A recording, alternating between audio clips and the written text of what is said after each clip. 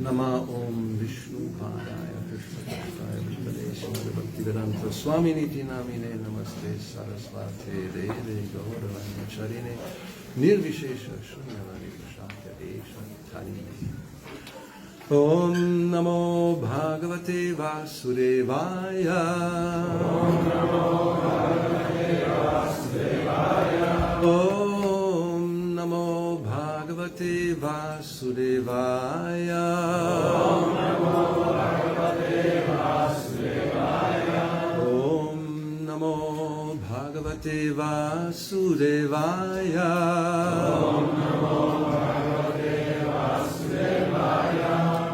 Reading from Srimad Bhagavatam, 7th Canto, The Science of God, Chapter 15, Instructions for Civilized Human Beings.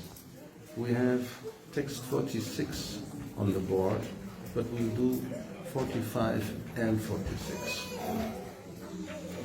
because they go together. But we can repeat 46.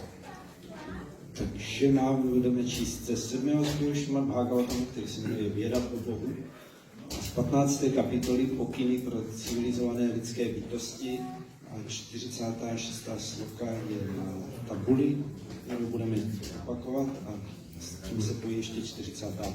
kterou přečte Maharaj taky. Okay. Nocet pramatam asat indriya vaji sutta.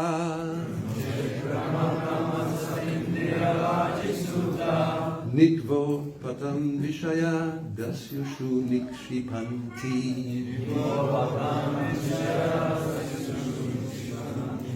Tedasya vasahaya sutam amum tammonde.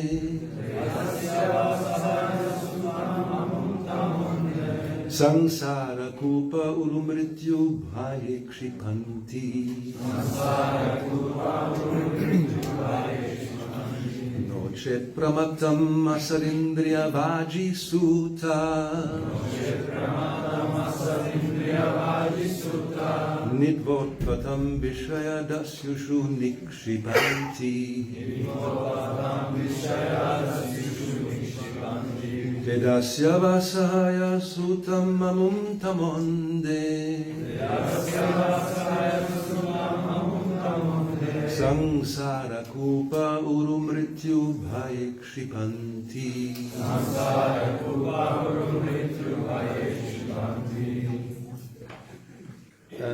So this verse 46 begins with otherwise if one does not take shelter. Takže tady ten verš začíná slovy ovšem pokud někdo nepřijme útočiště. So to understand what this verse is talking about, we have to go to the previous verse. Takže bychom viděli návaznost, kde se musíme vrátit ještě k předchozímu verši. Okay. So I'll read it. It's a very nice verse, you'll see, and very nice purport, a little long but worth hearing. Je to velice pěkný verš, má sice trochu delší význam, ale stojí za to si ho poslechnout. Yavanrikaya ratamatma vashopakalpam date garishta charanarchanaya nishatam yanasim achyutabalo dadat asta shakru svananda tushta upashanta idam vijahat. As long as one has to accept a material body with its different parts and paraphernalia, which are not fully under one's control, one must have the lotus feet of his superiors, namely his spiritual master and the spiritual master's predecessors. Yeah. Dokud živá bytost musí přijímat hmotné tělo s jeho různými částmi a náležitostmi, jež nejsou plně pod její vládou, potřebuje lotosové rany svých představených výkonného mistra a jeho předchůdců. By their mercy, one can sharpen the sword of knowledge, and with the power of the Supreme Personality of Godhead's mercy, one must then conquer the enemies mentioned above. Jejich milostí může nabrousit meč poznání a silou milostí nejvyšší osobnosti božství pak musí porazit výše uvedené nepřátele. Now, let's see what the enemies are. That is the previous verse. The enemies are, we go one by one. attachment, Takže ti nepřátelé byli v předchozím verši, jsou vyjmenováni jako připoutanost, hostility, nepřátelství, greed, chamtivost, lamentation, nářek, illusion, iluze, fear, strach, madness, šílenství, false prestige, falešná pýcha, insults, urážky, fault finding, hledání chyb na druhém, deception, klamání, envy, násilí, intolerance, nesnášenlivost, passion, vášeň, bewilderment, zmatenost, hunger, hlad and sleep. a spánek. That's more than 6. Normally we hear about 6 enemies. Now how many do we have here? 1, 2, 3, 4, 5, 12, 13, 14, 15, 16, 17, 18, 19 enemies. My goodness. Obvykle se mluví o 6 nepřátelích a tady jich je 19. So, with the power of the Supreme Personality of God, its mercy, one must then conquer these enemies. Silou milosti nejvyšší osobnosti božství pak musí živá bytost porazit výše uvedené nepřátelé. And if we can do that, then the result is given now. In this way, the devotee should be able to merge into his own transcendental bliss, and then he may give up his body and resume his spiritual identity. Tady je výsledek, pokud dokážeme porazit. Tak má být oddaný schopen pohroužit se do své vlastní transcendentální blaženosti a potom může opustit tělo a znovu nabít své duchovní totožnosti. Srila Prabhupada's purport. In Bhagavad Gita 4.9 the Lord says, A v Bhagavad Gita 4.9 Pán říká, Janma karma chame divyam evangelieti tatvataha chakvadeham punajanma naiti mam eti sorjuna. One who knows the transcendental nature of my appearance and activities does not, upon leaving the body, take his birth again in this material world, but attains my eternal abode, O Arjuna. ten, kdo zná transcendentální povahu mého zjevení a mých činností, se po opuštění těla již znovu nenarodí v tomto hmotném světě, ale dospěje do mého věčného sídla, o Arjuna. This is the highest perfection of life, and the human body is meant for this purpose. To je nejvyšší dokonalost života, účel, kterému má lidské tělo sloužit. It is said in Srimad Bhagavatam 11:20-17.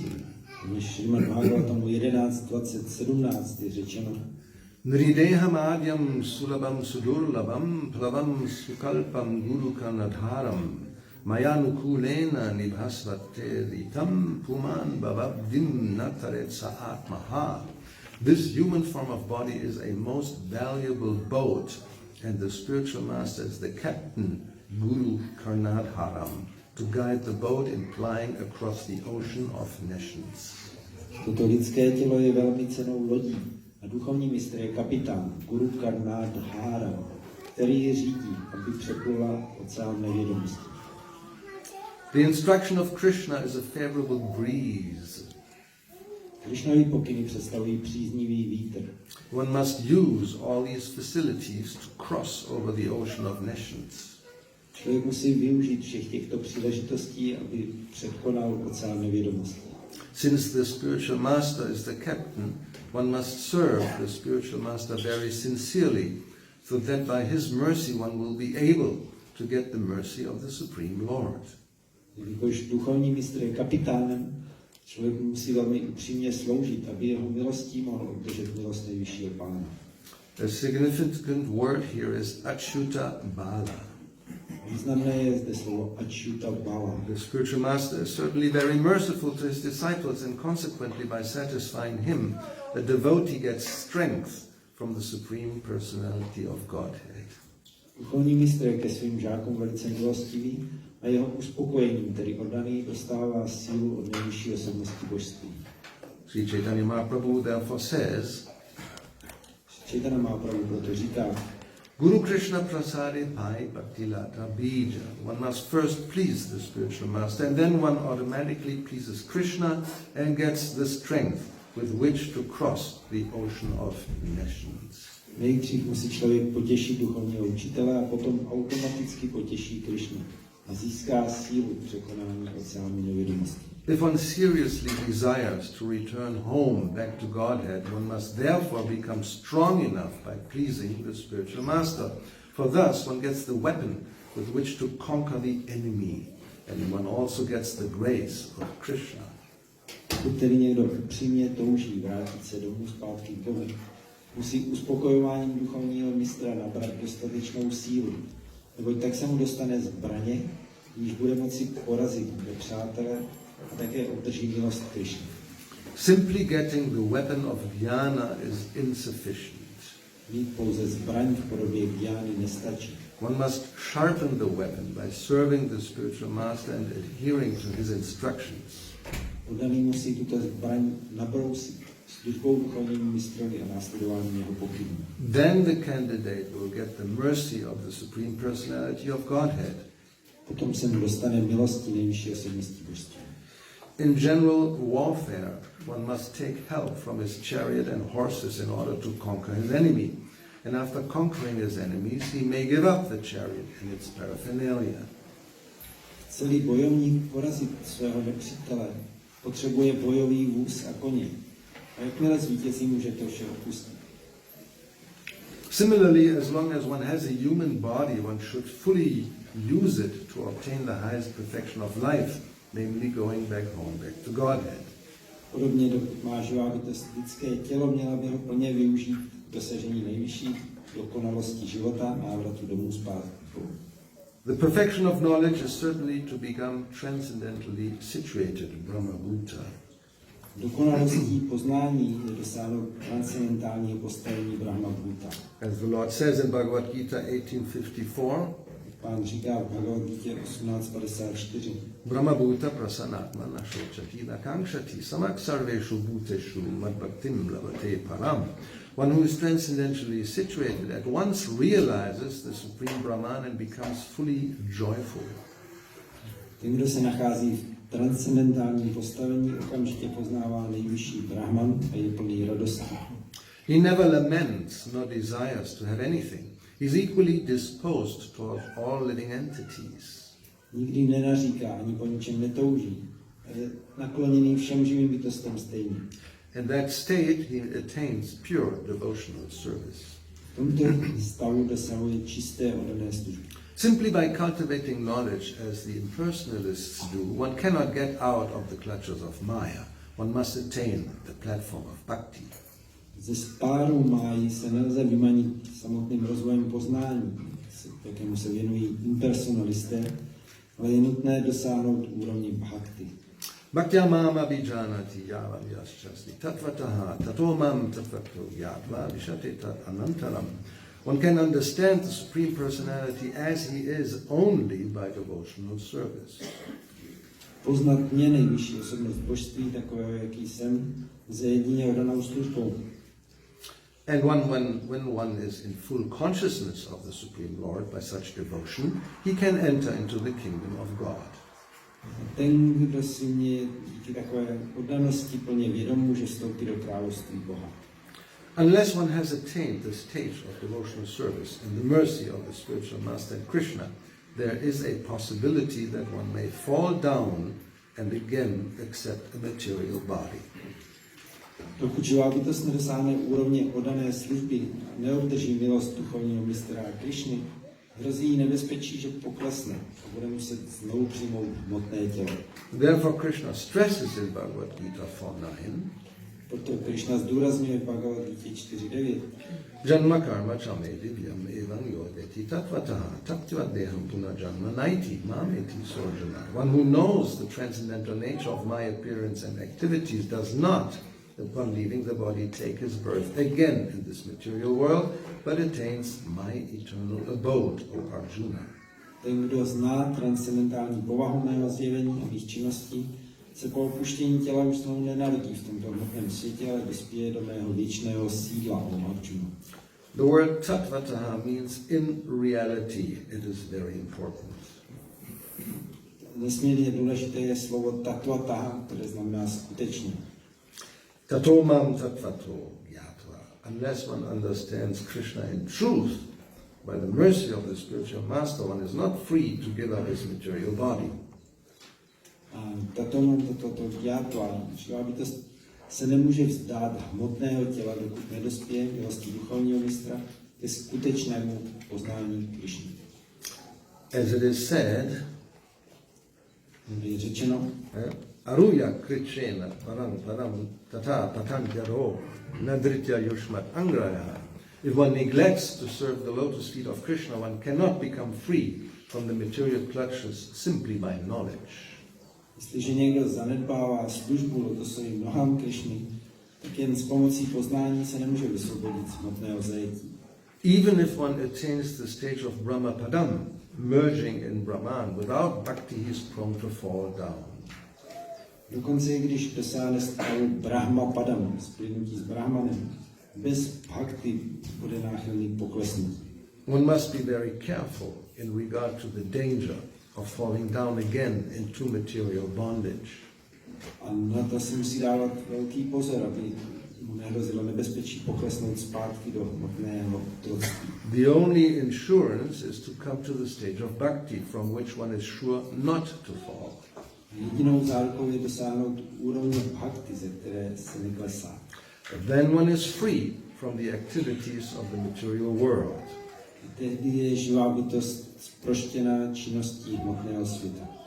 In summary, as stated by Sri Chaitanya Mahaprabhu, one must get in touch with a bona fide spiritual master coming in the parampara of Krishna consciousness, for by his mercy and instructions one is able to get strength from Krishna.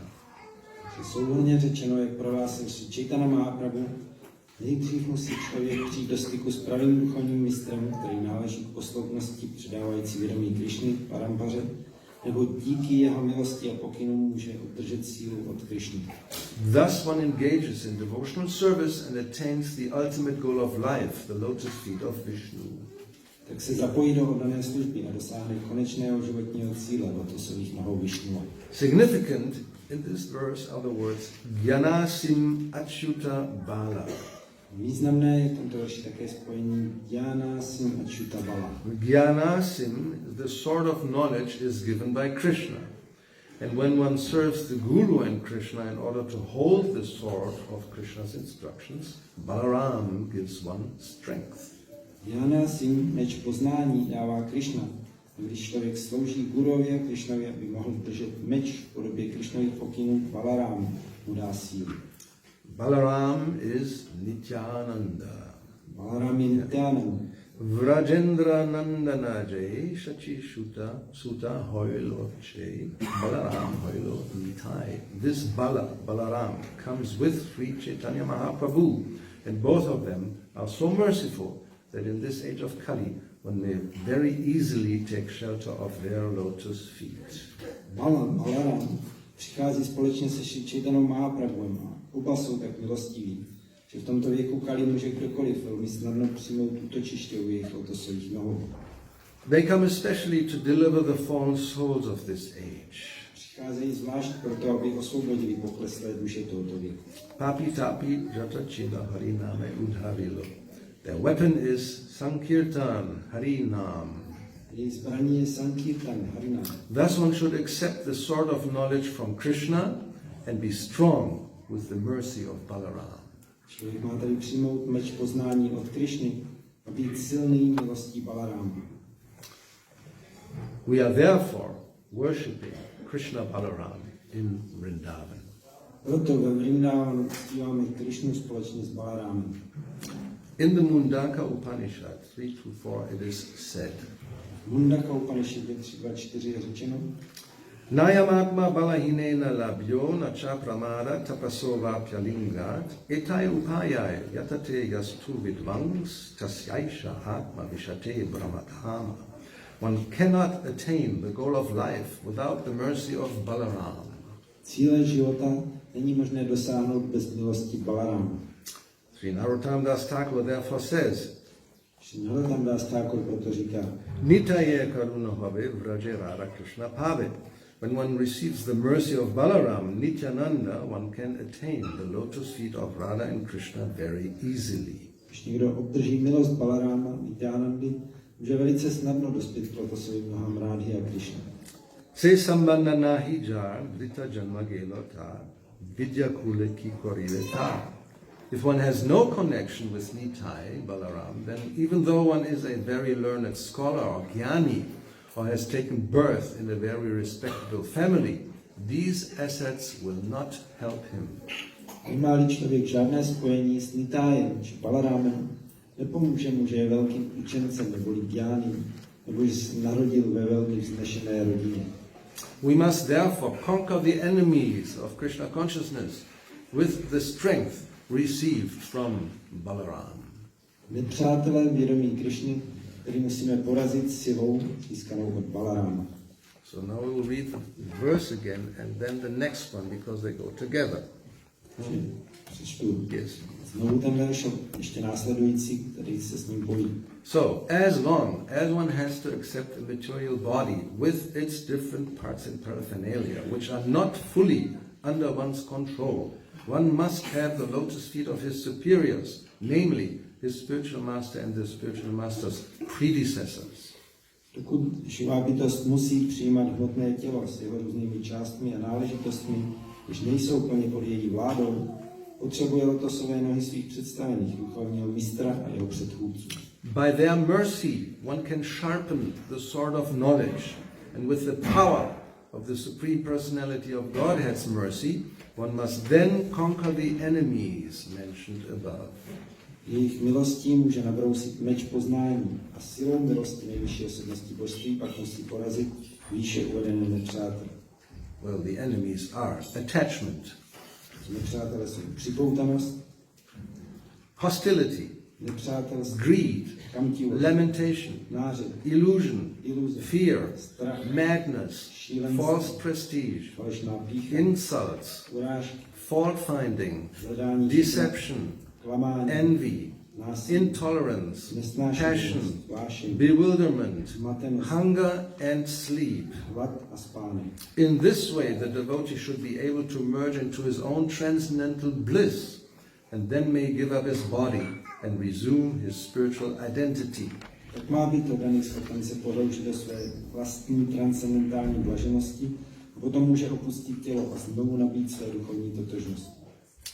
Otherwise, and that's today's verse, if you don't do that, otherwise, if one does not take shelter of Achyuta and Baladeva, then the senses acting as the horses and the intelligence acting as the driver, both being prone to material contamination, inattentively bring the body which acts as the chariot to the path of sense gratification.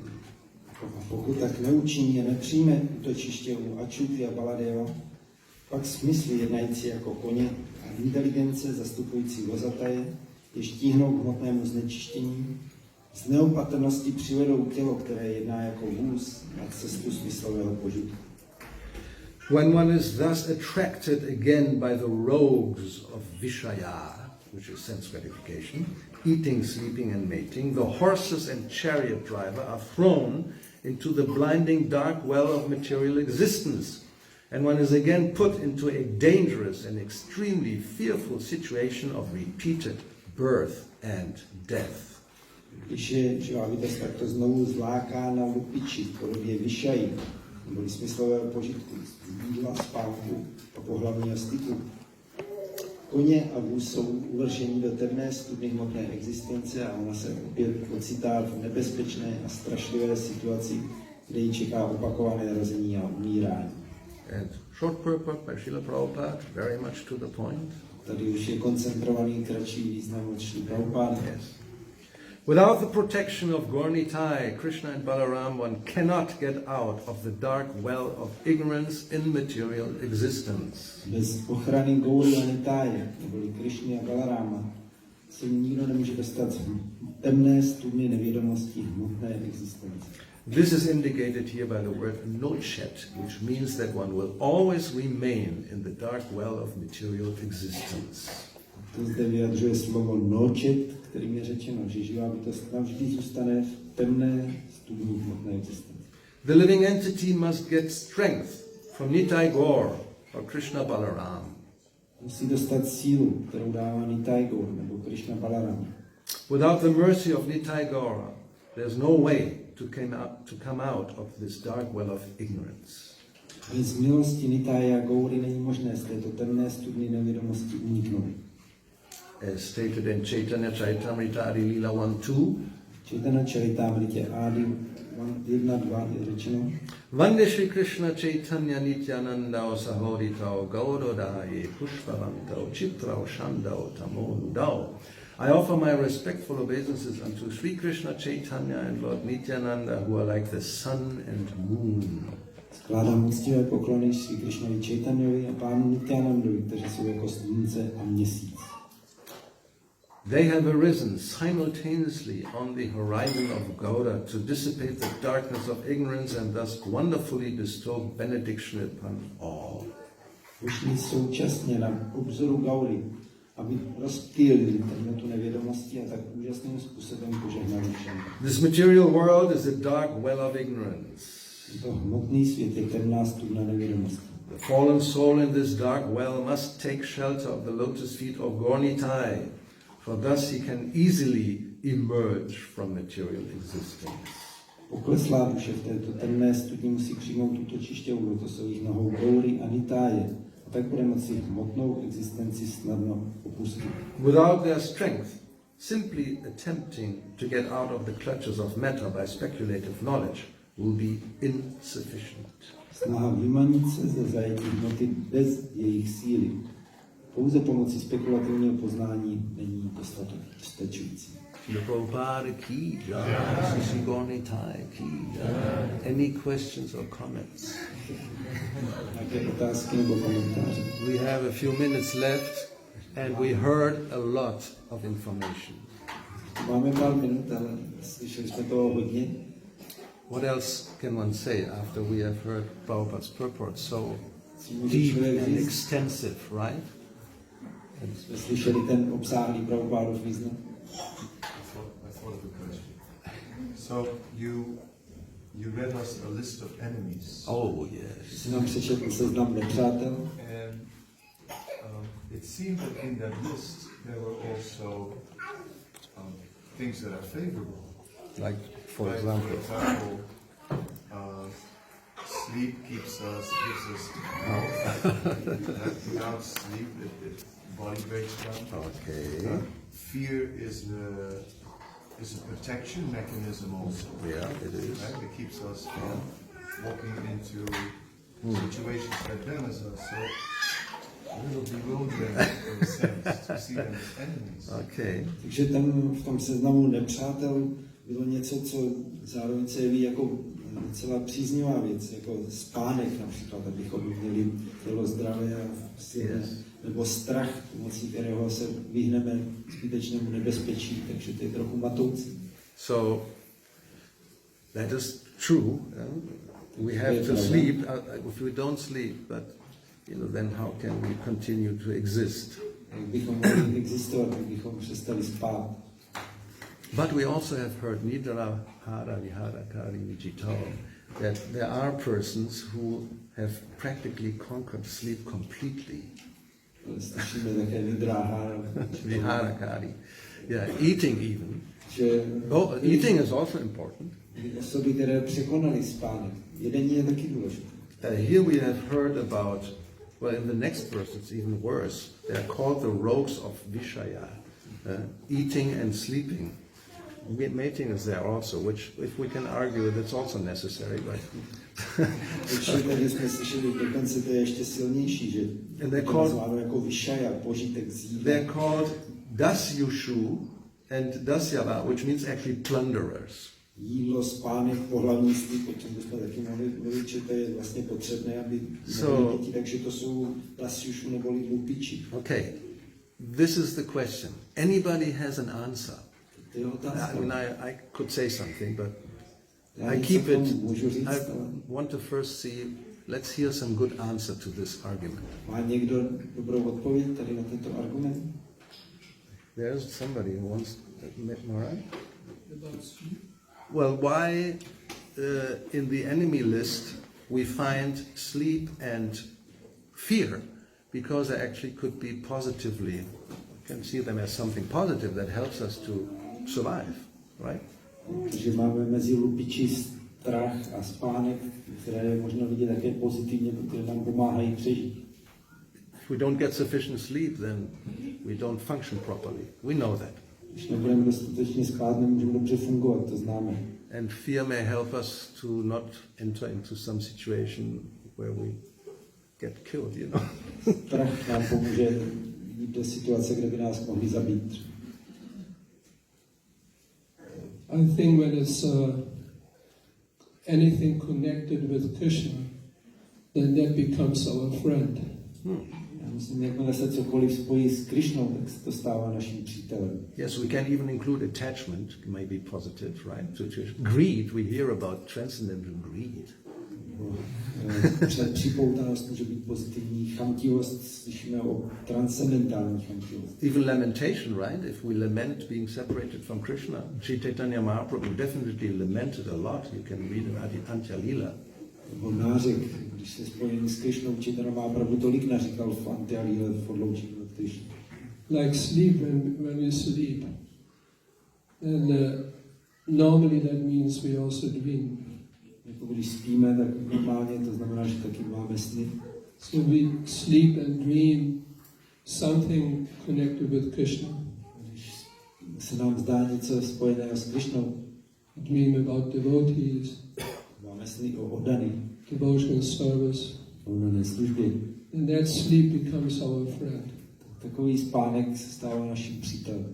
But if we sleep and dream about Maya, A když spíme a sníme o máji, something not connected with Krishna, něčem, co není spojené s Krišnou, and that sleep becomes our enemy. takový spánek se stává naším nepřítelem. That's one explanation. To je jedno vysvětlení. So, well, anybody else? We heard this. Yeah. Někdo další? Yeah, I would actually just paraphrase Maharaj. It just reminded me of, I'm just now reading Jaiva Dharma by Bhakti-yoga, and he explains there that in the section describing Vaidhi sadhana bhakti, so he explains there this principle, always remember Krishna and never forget him, and that is the principal rule for any sadhaka. And then there is a short mention of this period of a sleep, that he's not bound to sleep, to think of Krishna during the sleep, because it is not within his control.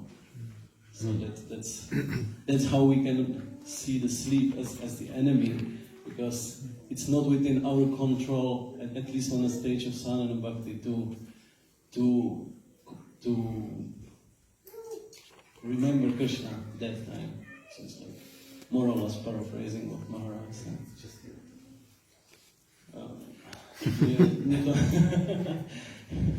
Mě to připomnělo, že teď mám rozečtenou Jaiva Dharmu od Bhaktivinoda Thakura.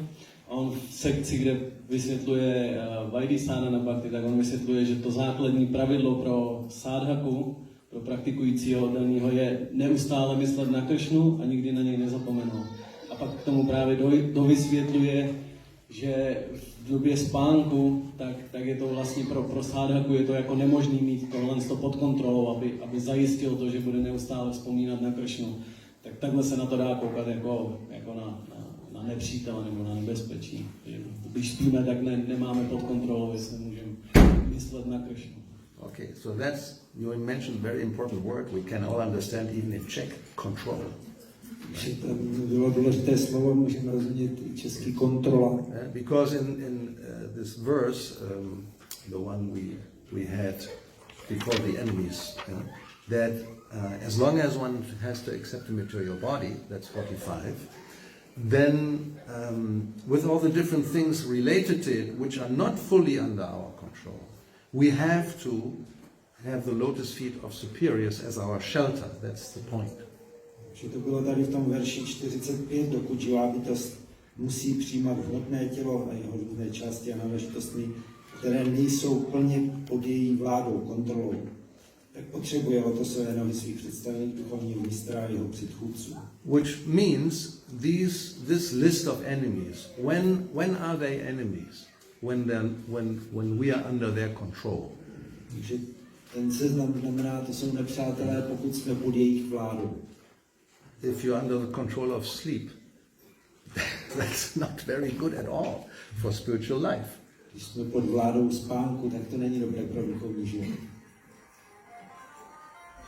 Oh, at least it's spiritual. Thank you. Beginning of Prabhupada's Sri Goswami Ashtaka. Very nice. So yes, all these different tendencies. Because the whole point of these two purports is to get strength, spiritual strength, to conquer these enemies and go back to Godhead. V těch významech se mluvilo o tom, jak je potřeba získat sílu, abychom překonali nepřátelé a mohli jít zpátky k Bohu. So, in other words, generally the spirit soul is weak. Znamená, obvykle je živá bytost slabá. Better the conditioned soul, as soon as we're in the material world, we are weak. We are under the control of forces superior to us. Když jsme podmíněné duše tady v tom světě, tak jsme slabí a jsme pod vládou, působí na nás svou silou okolností, které... Krishna says it very clearly in Bhagavad Gita, Daiviyesha Gunnamahima Mamaya Duratyaya. You are actually too weak to be able to counteract the influence even of my material energy. Krishna sám říká v Bhagavad Gita, že je velice těžké překonat sílu téhle hmotné energie a její vliv. So then the recommendation is, yes, you have to surrender unto me, I will protect you. A tomu doporučuje, musíte se odevzdat mě a vás ochráním. But to do that, you have to have... Abychom to dokázali, tak k tomu potřebujeme. So it's like a catch-22. Unless you have strength, you cannot surrender. Unless you surrender, you don't get strength. To je zvláštní, pokud nemáme sílu, nejsme schopni se odevzdat a dokud se neodevzdáme, nebo nedostaneme sílu. So, but all these, yes, if we are under the control of attachment and fear and hunger and sleep, then we are lost in the material atmosphere, being tossed, as Bhakti-yoga says, by these forces like waves in the ocean from one side to the other. Že dokud jsme pod vládou té připoutanosti, hladu, spánku a tak dále, tak si s námi, jak říká Bhakti-yoga, pohazují vlny hmotné existence. Like a ball or anything that floats in the water, a piece of straw, has no strength to go against the waves. Když nějaký míč nebo nějaká stéblo trávy se pluje po vlnách, tak nemá samo o sobě sílu se z těch vln vymanit. Yeah, so the soul is a very tiny spiritual spark, insignificant, so small, 10,000th part of the tip of a hair. Duše je nepatrná duchovní jiskra, má velikost 10 000 než špičky klubu. You know,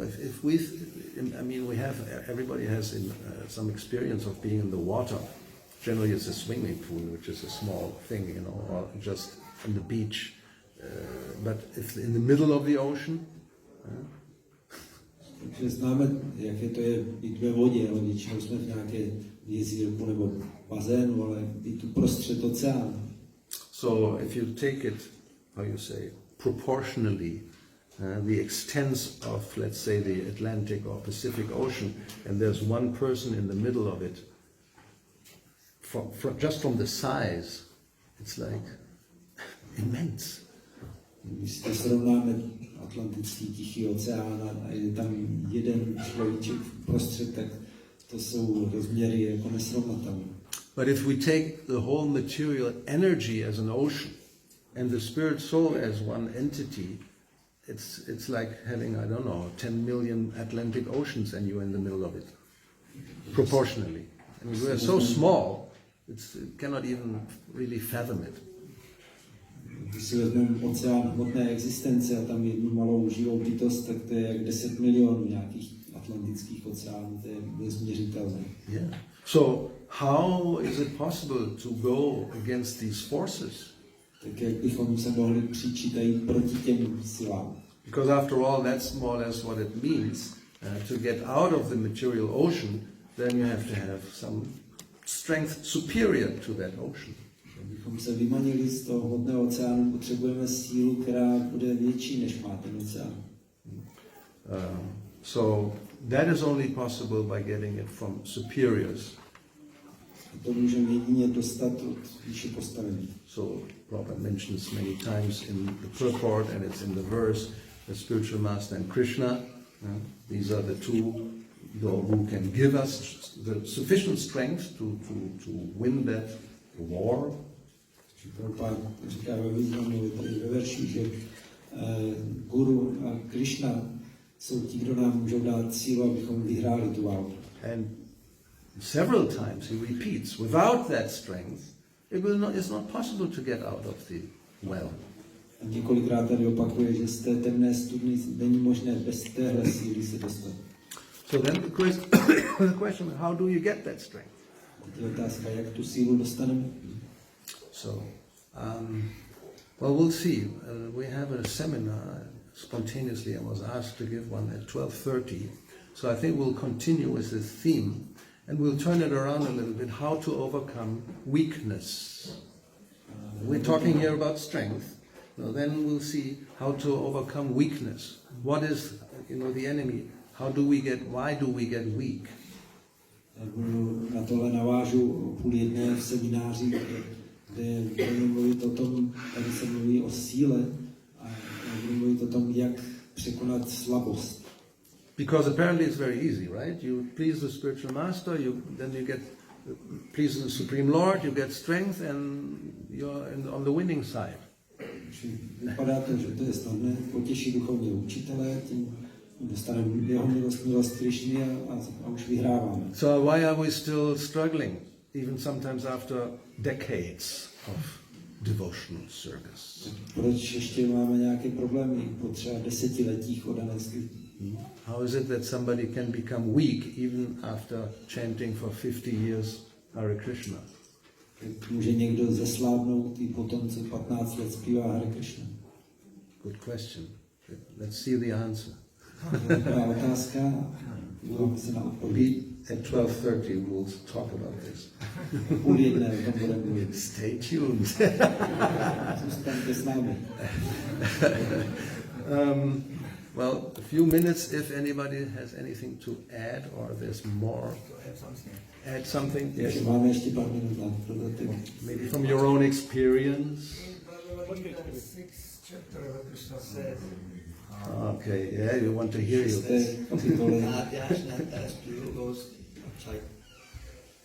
No one can become yogi unless eats too much, eats too much.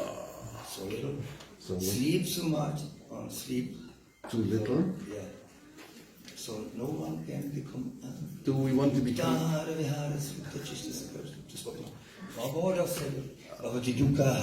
Okay. This is 6th chapter. Yeah.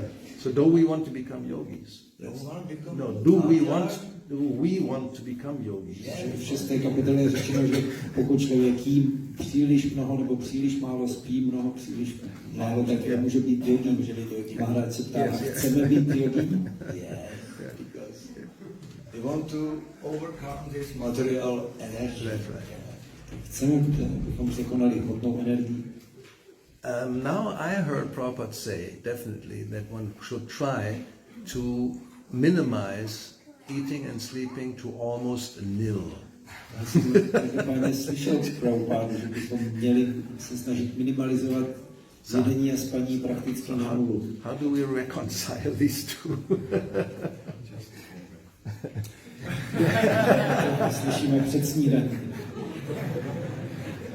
So, but there's no contradiction, of course. Tak v tom není rozpor. One should not eat more than necessary. Měli bychom jíst víc než jen. And that's not the same for everybody. A to není stejné pro všechny. The elephant needs 40 kilos to maintain his huge body. On potřebuje 40 kg, aby vyživil svoje obrovské tělo. And the ant will need 1 grain of sugar. A mravenci stačí zrnko cukru. So, don't criticize the ant. Why are you eating 40 kilos? Just see me, I am 1 grain, I'm okay.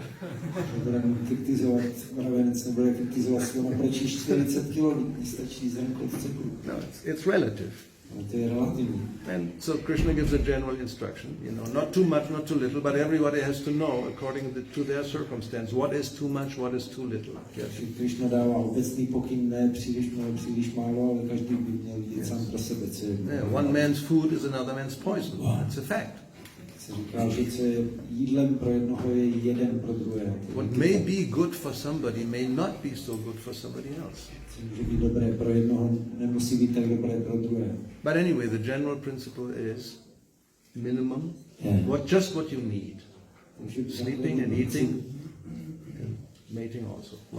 Minimum tolik, kolik potřebujeme. Jeden spaní i pohlavní styk. Even defense, just what is necessary. I obrana, jenom kolik potřebujeme, kolik nutně potřebujeme.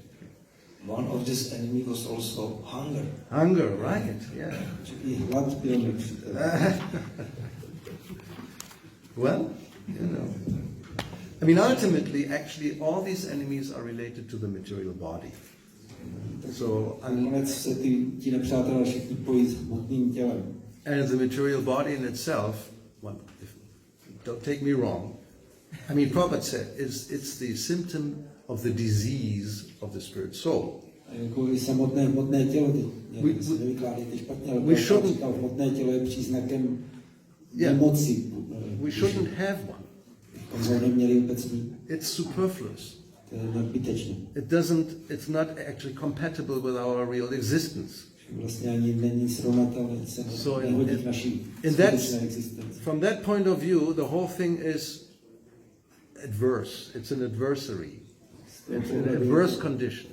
Všechno nepříznivé, špatné.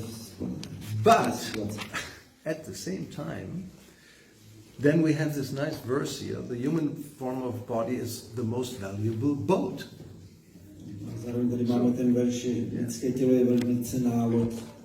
On one hand, we hear it's the symptom of a disease, and on the other hand, it's a very valuable asset. Na jednu stranu je to příznak nemoci, na druhou stranu je to cenná věc. So it means, yes, you can use that type of body to get rid of all the bodies, all the 8,400,000 different types. Tohle těla můžeme využít, abychom se zbavili všech těl, těch 8,400,000 druhů. Okay, so I think we just are right on time. So we'll continue at 12:30 with how to overcome weakness or cause of weakness and what to do about it to get strength in spiritual life.